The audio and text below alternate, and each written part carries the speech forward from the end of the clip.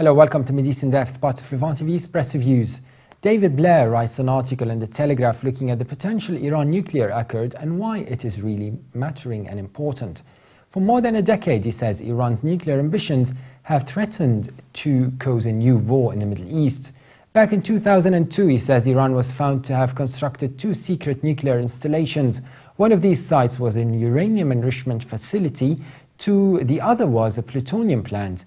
Either could have eventually have been used to produce the essential material for nuclear weapons. The writer then adds both America and Israel considered launching airstrikes to destroy Iran's nuclear facilities and prevent the country from reaching the vital threshold where it could build nuclear weapons. And in the end, all sides drew back from the brink. America and its allies chose to impose sanctions on Iran while also offering to negotiate. Iran always argued that its nuclear ambitions were wholly peaceful, but on several occasions, particularly in 2012, Israel is believed to have come close to sending its air force to bomb Iran's nuclear plants. David Blair concludes if this long-running crisis is now diffused with an agreement that reassures the world about Iran's nuclear program, removing the danger of the country building nuclear weapons, then the Middle East will become significantly less dangerous.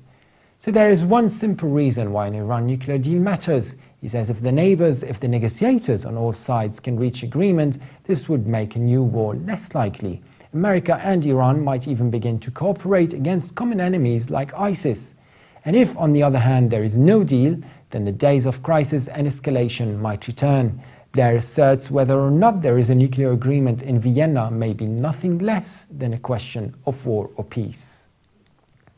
Sarah Al-Mukhtar has written an article in the New York Times viewing the Islamic State's advantages and historic sites. The article features a map which displays where ISIS controls, and the map looks at those areas.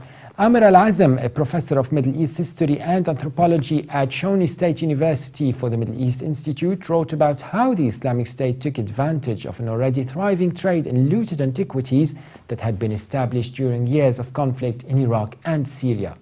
The article features the title, ISIS Has Some Reasons to Avoid Destruction, where Charlie Winter, a researcher specializing in jihadist movements at the Qiyam Foundation, said that it is in the group's interest to develop a relationship with Palmyra's residents, to maintain control, and would not risk offending them by destroying the Roman ruins.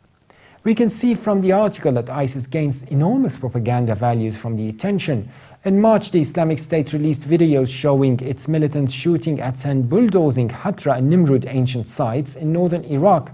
According to Sarah Al-Mukhtar, the dramatic footage gained significant media attention, allowing the group to extend its message widely and potentially expand its recruiting. That was it for today's brief analysis. For more updates, please visit Levant.tv. You could also subscribe to Middle East in Depth on iTunes. Thanks for watching, and bye for now.